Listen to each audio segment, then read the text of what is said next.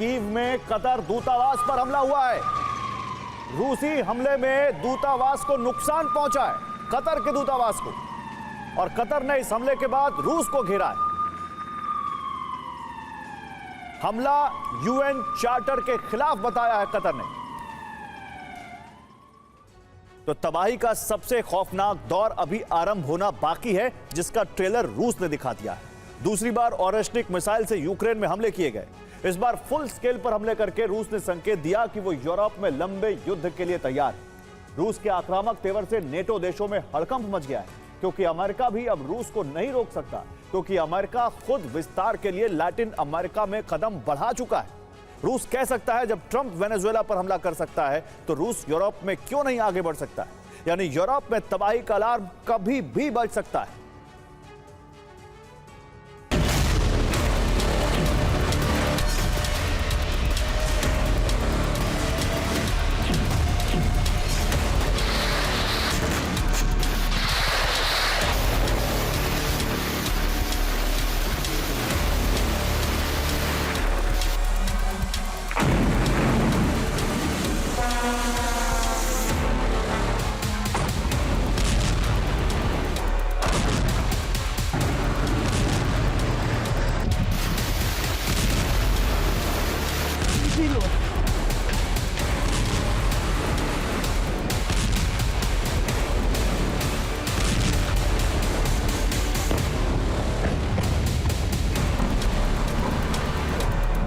दो 2026 में विनाश का प्रथम अध्याय आरंभ हो चुका है, और ये उसी विध्वंस की तस्वीरें हैं जिससे नेटो की नींद उड़ चुकी है।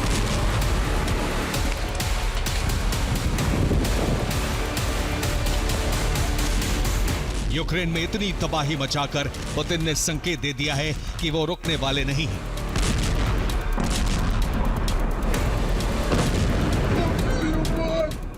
पहला संकेत है ऑरेस्टिक से फुल स्केल हमले, दूसरा संकेत है खार्किव से लवीव तक स्ट्राइक, तीसरा संकेत है अस्त्राखान में मिसाइल टेस्टिंग, चौथा संकेत है यूरोपीय देशों में ड्रोन घुसपैठ, पांचवा संकेत है बाल्टिक सागर में न्यूक्लियर फ्लीट की तैनाती।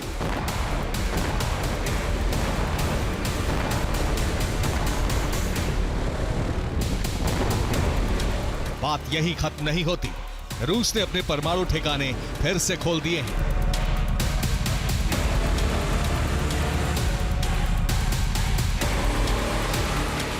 जिससे वो नए न्यूक्लियर टेस्ट कर सके, जबकि मिसाइल और ड्रोन प्रोडक्शन बढ़ा दिया है। ये युद्ध के विस्तार की तैयारी है। इस बार ऑरेस्टिक मिसाइल से पश्चिमी यूक्रेन को टारगेट किया गया।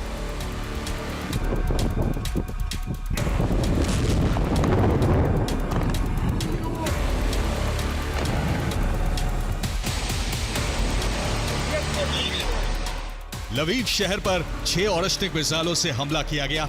जहां नेटो कमांड सेंटर है, वहां 2 मिसाइलें गिरी, जबकि दूसरी रिहायशी इमारतों पर भी ऑरेस्टिक गिरी। साथ ही ड्रोन हमले से भी लवीव को दहलाया गया। लवीव पर हमले इसलिए किए गए जिससे वहां मौजूद हथियार डिपो को तबाह किया जा सके, क्योंकि नेटो से मिले हथियार पोलैंड के रास्ते लवीव में ही रखे जाते हैं।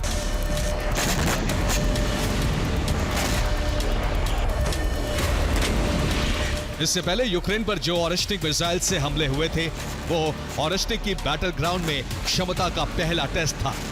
लेकिन इस बार फुल स्केल अटैक करके सीधा नेटो को चैलेंज किया है।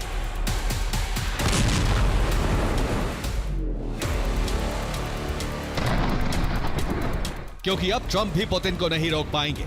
इसके पीछे वजह है लैटिन अमेरिका में युद्ध का विस्तार, जहां वेनेजुएला पर हमला करके अमेरिका ने रूस को मौका दे दिया है।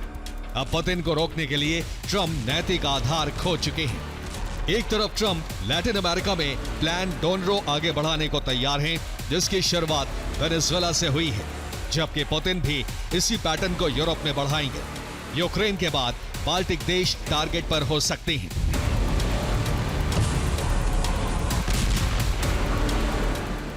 और इस बीच कोई भी यूरोपीय देश आया तो उसके लिए बेलारूस में ऑरेस्टिक तैनात है, जो न्यूक्लियर हमला भी कर सकती है। यानी 2026 में युद्ध का विस्तार हो सकता है, और यह विस्तार परमाणु युद्ध में भी बदल सकता है।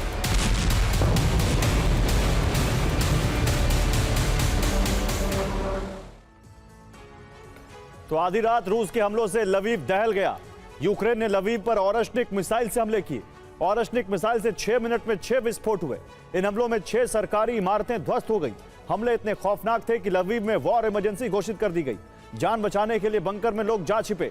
ऑरश्निक हमले के लिए MIRV तकनीक का इस्तेमाल करती है, यानी एक मिसाइल कई लक्ष्य और कई विस्फोट करती है। MIRV तकनीक यानी एक मिसाइल में कई वॉरहेड, हर वॉरहेड का अलग अलग लक्ष्य होता है। इस तकनीक से एयर डिफेंस को चकमा दिया जाता है। कई वॉरहेड से डिफेंस सिस्टम कंफ्यूज हो जाता है। ट्रक से ऑरश्निक मिसाइल की लॉन्चिंग की जाती है। मिसाइल पहले अंतरिक्ष में जाती है। MIRV प्लेटफॉर्म मिसाइल से अलग होता है। इससे वॉरहेड अलग अलग दिशा में जाते हैं। धरती के वातावरण में वॉरहेड लौटते हैं और बेहद तेज गति से टारगेट पर हमला होता है।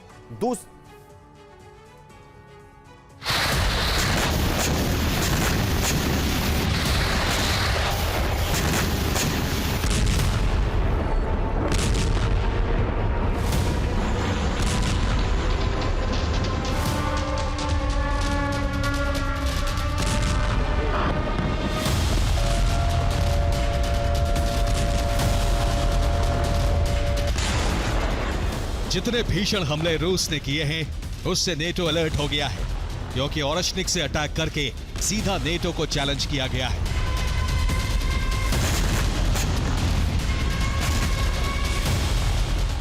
रूस ने ऑरश्निक से पहला हमला 21 नवंबर 2024 को किया था, जब नीप्रो में तबाही मचाई थी। लेकिन अब 8 जनवरी को फुल स्केल अटैक लवीव पर किए गए, जिसमें इमारतों के अलावा अंडरग्राउंड गैस स्टोरेज को भी टारगेट किया गया, जिससे आधे यूक्रेन को गैस सप्लाई होती है।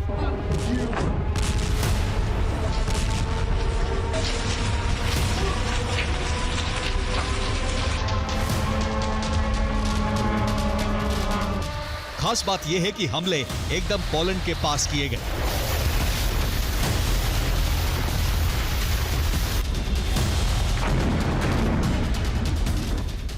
जहां हमले हुए वो जगह पोलैंड बॉर्डर से 89 किलोमीटर दूर है। इसी जगह पर नेटो से मिले हथियार भी रखे जाते हैं, यानी रूस बताना चाहता है कि वो कभी भी पोलैंड पर भी हमला कर देगा।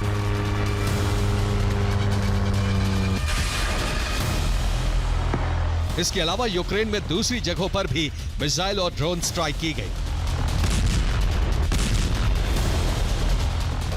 लवीव में ऑरश्निक मिसाइल से हमले हुए तो नीप्रो में इस्कंदर मिसाइल दागी गई।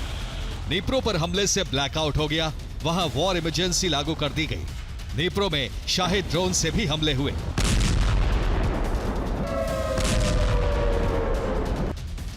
इसके अलावा क्रीवी री में कैलिबर मिसाइल से हमले किए गए।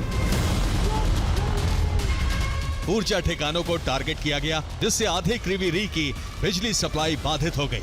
इसके अलावा सूमी में भी इसी तरह के हमले हुए।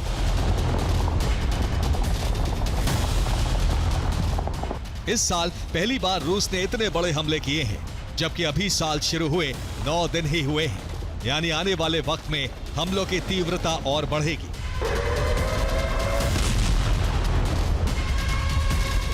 वैसे भी पुतिन को क्लियर सिग्नल मिल गया है, जब अमेरिका वेनेजुएला पर हमला कर सकता है तो रूस को कौन रोक सकता है। अब रूस विस्तार के लिए यूरोप में आगे बढ़ेगा, जिससे यूक्रेन के पड़ोसी देशों की घबराहट बढ़ने लगी है।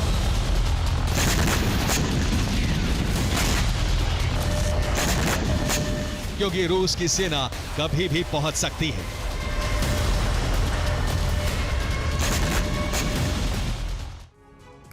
और रूस ने 10 शहरों में मिसाइल स्ट्राइक की, जिसमें सबसे ज्यादा नुकसान लवीव में हुआ।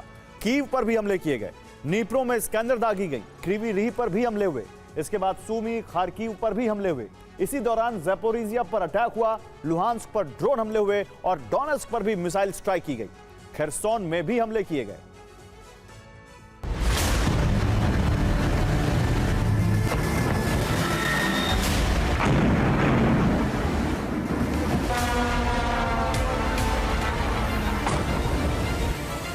रूस के हमले इतने विध्वंसक थे कि कीव में यूएस एम्बेसी ने अपने नागरिकों को अंडरग्राउंड शेल्टर में जाने की एडवाइजरी जारी कर दी।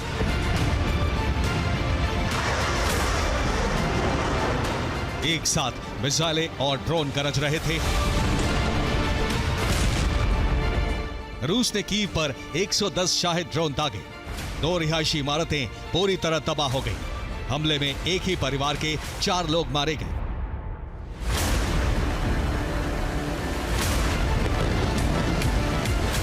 रूस ने ओरेश्निक मिसाइल कापुस्तिन यार मिसाइल साइट से दागी।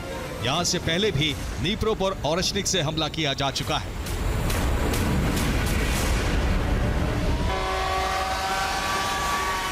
जबकि अब रूस ने बेलारूस को ओरेश्निक का कमांड सेंटर बनाया है।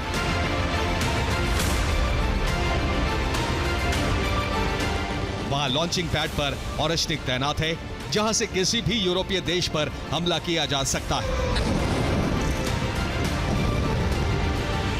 यानी मिनटों में तबाही मचाई जा सकती है, क्योंकि ओरेश्निक परमाणु वॉरहेड ले जाने में सक्षम है। एक मिसाइल से एक साथ 6 लक्ष्यों को तबाह कर देगी रूस की ओरेश्निक, और इसके लिए पुतिन तैयारी कर चुके हैं। अब ट्रंप भी उन्हें नहीं रोक सकते, क्योंकि अमेरिका विस्तार के लिए लैटिन अमेरिका में बढ़ेगा तो रूस भी शांत नहीं बैठेगा।